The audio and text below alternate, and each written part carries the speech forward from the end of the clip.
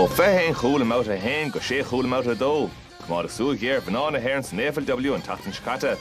Ach ní hasan banana hair siar riamh an millish rasher a hena léim an deir seachtaine beag seo.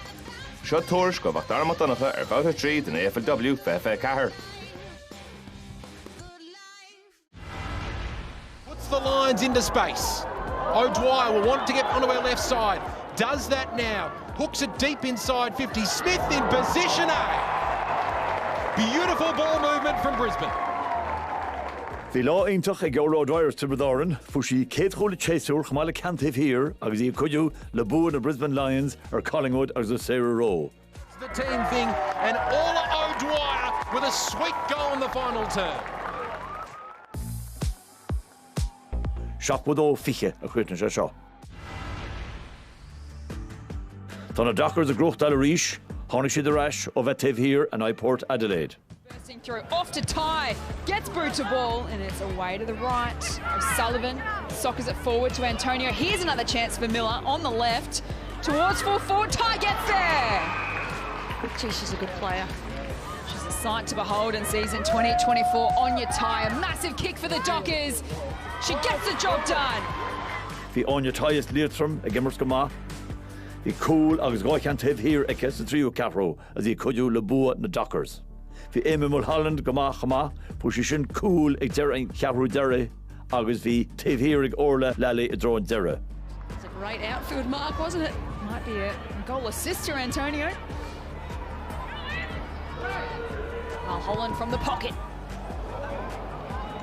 And that is an unbelievable finish from Amy Mulholland.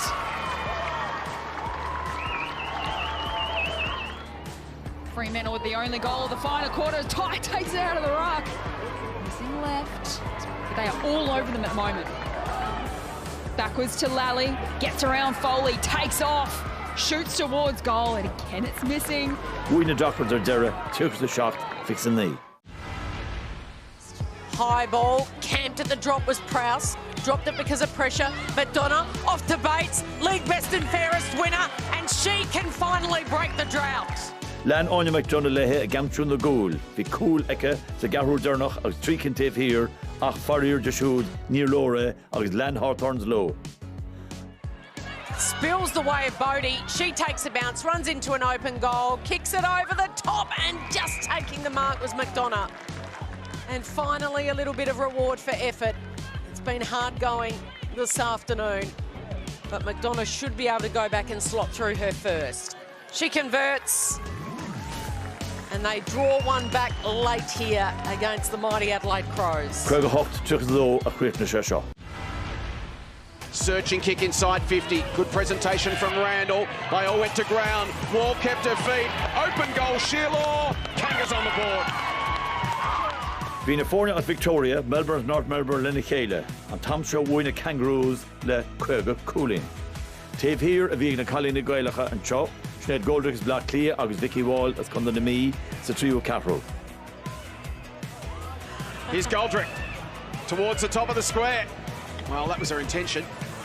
Drifted a little further, sailed through for a minor score, so a chance for an early strike, just misses to the right for the D's.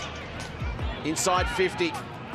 Rennie couldn't complete the grab. Mackin is going to get taken down by Vicky Wall.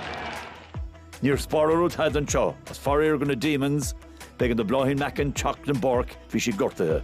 Shearlaw once kicked 6 goals in a grand final for the Wimbledon Hawks when she was working over there for the UK as an accountant. Sent that videotape to Carlton on YouTube, and that's how she ended up in the AFLW in the first place. Vicky Wall chips the kick. Seach wa hain fix the hain of our na Kangaroos and chop. Bhí sé congrach go na Giants and the Suns and Chocht seo, go Devon, chruitne siad Cottram, tuachs sé pointe an tíomh. Bhí cool all in Clara Fitzpatrick, sa garú dernach chun na Berna Lido. Mar sin, St Kilda ar bár, roiith Babhta at 3. Tá na Adelaide Crows agus Niamh Kelly sa Darahoids, an dá orna dul go maith. Agus tá na North Melbourne Kangaroos agus Vicky Wall, gutcha seach sa 3 áit, treis a go score le na Geelong Cats.